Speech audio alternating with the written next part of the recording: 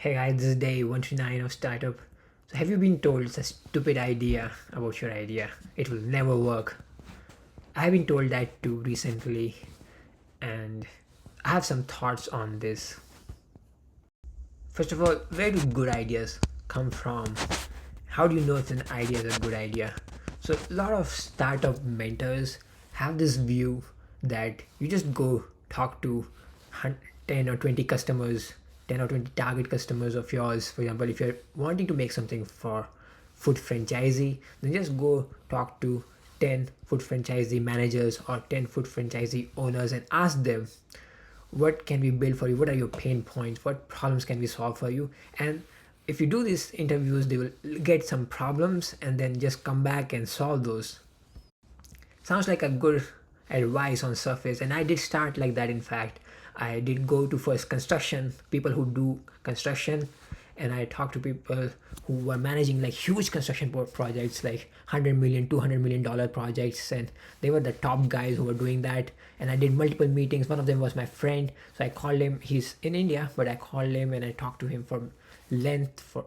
And then another person I met here through a WhatsApp group, and went to coffee with him multiple times, and I did discover some problems. But when I did more research on those problems, I learned either already there are so many people in that space who are working on the same problem and they have a huge head start, or the problems themselves are very unsolvable. That's why nobody's doing it.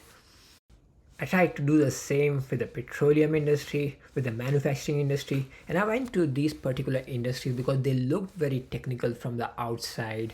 They look like they will have a good amount of barrier to entry, and also I thought that there will be good applications of machine learning and AI based on image processing.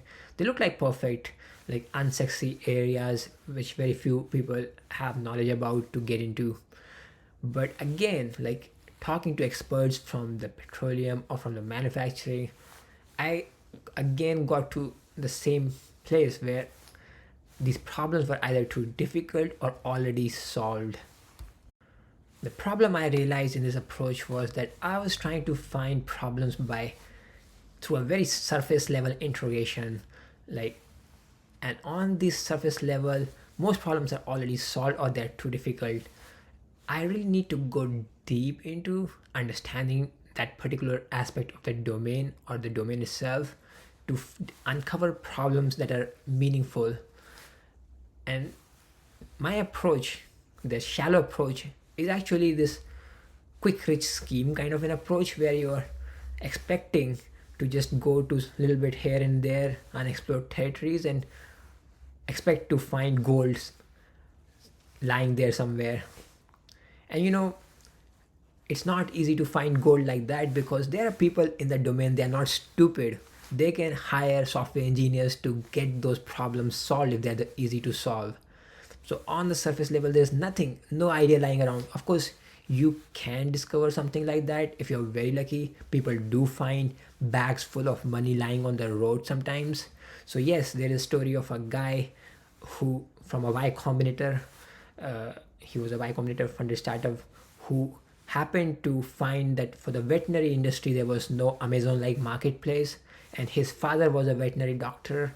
So because of that he learned that problem and he was able to solve it and have had an easy startup. Not, I'm pretty sure there were other issues in the startup, but had an easy idea, some equivalent of a found a gold lying around somewhere which nobody could see.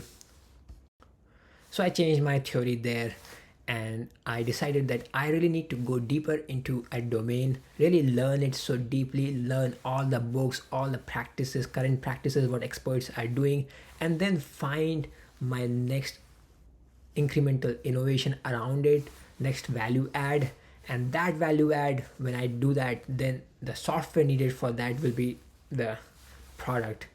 But then going deep into a new domain is not an easy task. I did try to download some industrial and manufacturing books, and but I had this question, really am I really interested in this for to be able to study this for a long time, even if I'm not able to find a startup idea. And based on that thinking, I realized that I really need to go deeper into my own experiences of the past and try to find where I already have some amount of expertise and passion.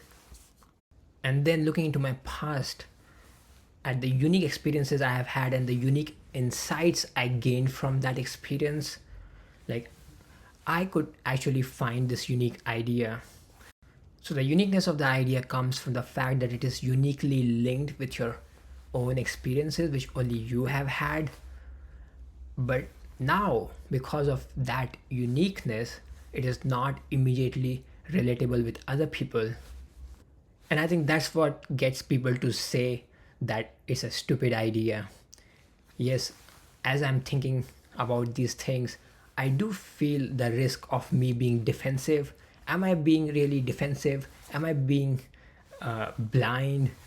And these thoughts do come to me. At the same time, there's opposite set of thoughts that I need to stick to my beliefs and what I have experienced and just take it a little bit further, develop this idea into a solid foundation. So right now, of course, the hunch, and I need to just walk through the idea maze and find all solve all the complexities for the other people and prove it for the other people.